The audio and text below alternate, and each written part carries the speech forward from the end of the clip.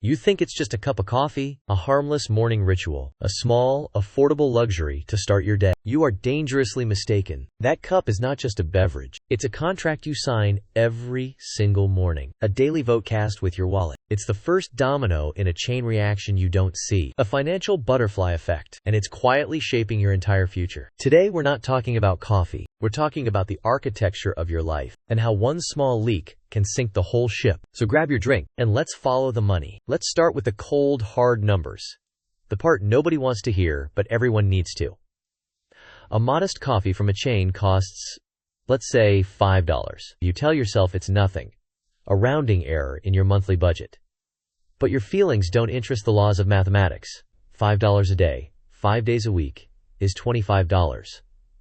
That's $100 a month, or $1,200 a year. $1,200 can buy you a decent laptop, an online course that could change your career, or a round-trip ticket to a country you've only dreamed of visiting. But instead, it was liquidated into a series of lukewarm cups of brown water. This isn't about deprivation. It's about awareness. You've exchanged a tangible asset, or a life-altering experience, for a fleeting sensory pleasure. It's a terrible trade, and you make it automatically, without a single conscious thought. But the real theft isn't the $1,200. That's pocket change. The real crime is the murder of its future potential. If you invested that $1,200 each year, with a conservative 7% average annual return, after 30 years, you would have over $113,000. Read that again. Over $100,000. Conjured from the ghost of coffee's past. Your daily habit didn't just cost you $5. It cost you a significant portion of your financial independence. Now let's peel back the psychological layers. You aren't buying coffee. You're buying a solution to a feeling. Are you tired? You're buying energy. Are you stressed? You're buying a 5-minute escape. A moment of ritualistic peace in a chaotic day. Are you feeling disconnected or lonely? You're buying a brief, low-stakes social interaction with a barista. The coffee is just the delivery mechanism for the emotional payload. This is where the trap lies. Companies spend billions of dollars to create an environment. The smells, the music, the friendly staff that makes you feel a certain way. They are masters of emotional engineering. You walk in feeling depleted and walk out feeling momentarily better, wallet lighter, without ever addressing the root cause of your fatigue or stress. It's a psychological band-aid that costs you a fortune over a lifetime. Let's be brutally honest. This habit is a symptom of a deeper issue, a lack of control. When your career, your relationships, or your schedule feel chaotic, that predictable $5 cup of coffee becomes an anchor. It's one part of your day you can absolutely control, from the type of milk to the number of sugar packets. It provides a comforting illusion of agency, while your larger life goals drift further away. You're micromanaging the trivial because you're terrified to manage the monumental. Now let's zoom out from your personal psychology to the global machine you're participating in. Coffee is one of the most volatile commodities in the world. Its price is dictated by weather patterns in Brazil, political instability in Colombia, and shipping logistics in Vietnam. Your $5 latte is the final link in a fragile, globe-spanning chain of farmers, traders, roasters, and distributors. You are not just a consumer. You are an unwitting speculator in international markets. The price you pay has very little to do with the actual cost of the beans. It's mostly rent, marketing, labor, and corporate profit. The farmer who actually grew the beans you're enjoying might have received only a few cents for their labor. So while you see it as a small luxury, you're also perpetuating a system of immense global inequality. This isn't to guilt you, but to inform you. Your purchase has consequences that ripple across continents. This brings us to the most painful concept: opportunity cost. The money is gone, but what about the time? The 10 minutes you spend in line every day adds up to over 40 hours a year.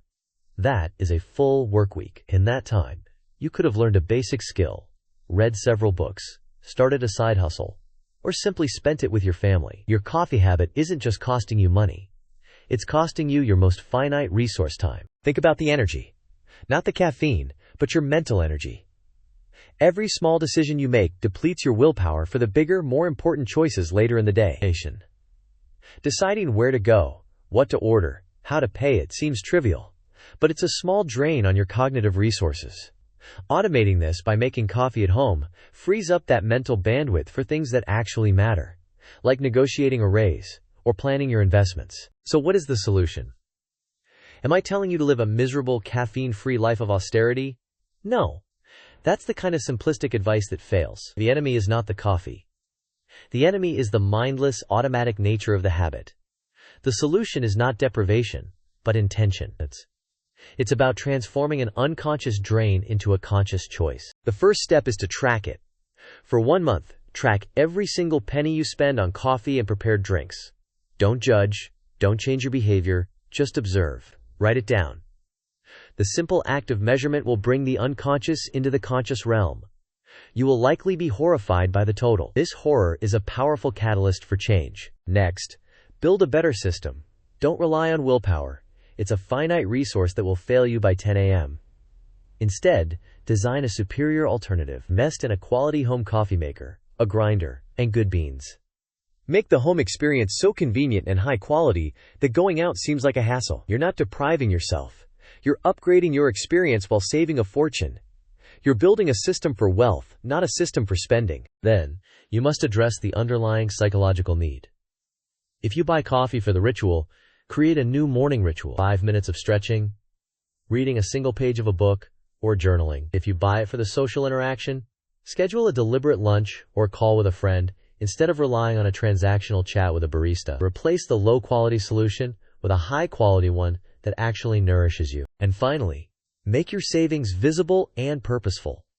Create a separate savings account and name it Freedom Fund or Future Home. Every time you make coffee at home, transfer the $5 you would have spent into that account. Watching that balance grow provides a dopamine hit that is far more satisfying and lasting than any caffeine buzz. You are giving your future self a gift, and you can watch its value compound every single day. This entire analysis isn't truly about a $5 coffee.